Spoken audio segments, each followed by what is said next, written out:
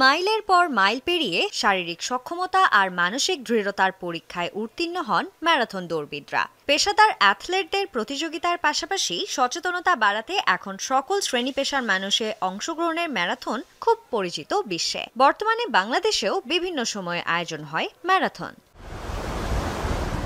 কিন্তু এবার বরফের ওপর ভিন্নধর্মী এক ম্যারাথনের আয়োজন করল নর্থ পোল ফোরাম। গত ১৩ জুলাই অনুষ্ঠিত হয় এই নর্থ পোল ম্যারাথন বা উত্তর মেরু ম্যারাথন। বরফ ঢাকা প্রান্তে হাড় কাঁপানো ঠান্ডায় অনুষ্ঠিত হয় এই প্রতিযোগিতাটি। ম্যারাথনে অংশ নিতে দৌড়বিদরা ভ্রমণ করেন ফরাসি বরফভেদী জাহাজ লে কমান্ড্যান্ট শার্কোতে। এই জাহাজে করেই তারা পৌঁছায় নর্থ পোলে। জাহাজ থেকে নেমেই ম্যারাথনের উদ্দেশ্যে নেমে পড়েন উত্তর মেরুর বরফের চাদরে। শুধু দৌড়ানোই নয়, এখানে আছে আরও প্রতিবন্ধকতা। দৌড়ানোর সময় কেউ যেন বরফ ভেঙে পানিতে পড়ে ডুবে না যায়, সেজন্য একজন আরেকজনের কোমরে বেঁধে রেখেছিলেন শক্ত দড়ি। তবে সকল বাধা পেরিয়ে অবশেষে সে দৌড় সম্পন্ন করেন নর্থ পোলের দৌড়বিদরা।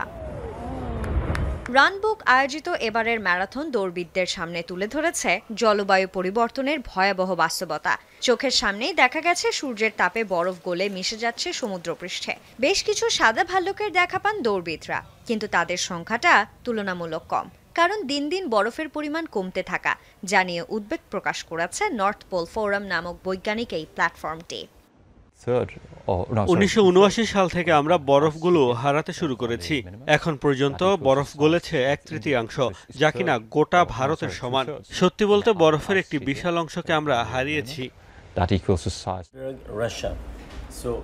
জলবায়ু পরিবর্তনের কারণে অতিবৃষ্টি, ঝড়, হারিকেন, দাবানলের মতো নানা প্রাকৃতিক দুর্যোগের সম্মুখীন হতে হচ্ছে গোটা বিশ্বকে। সেই সম্পর্কে সচেতনতা বাড়াতেই নর্থ পোলের এই বিশেষ ম্যারাথন।